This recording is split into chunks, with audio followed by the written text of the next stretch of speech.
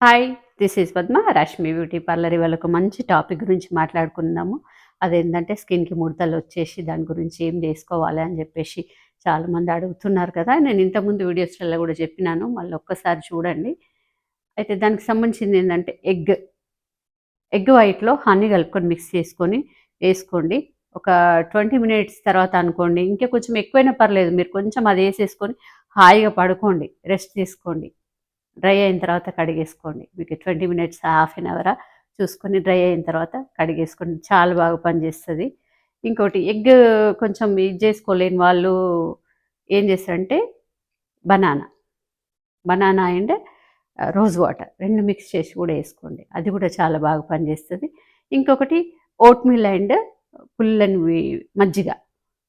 Oatmeal powder చేసుకోండి. Powder చేసుకొని మజ్జిగను కలిపేసి ఫేస్ ప్యాక్ ఏసుకోండి. ఇవన్నీ యేసుకొని మీరు కొంచెం చల్లటి నీళ్ళతోని కడిగేసుకోండి. ఇట్లా టిప్ జేసుకోండి. అట్లా గూడా బాగా పనిచేస్తది. ఇంకోటి మీరు ముడతలు ఎక్కువున్న వాళ్ళైతే ఖచ్చితంగా నైట్ క్రీమ్ ఒకటి మంచిది రాయించుకోండి డాక్టర్‌తో.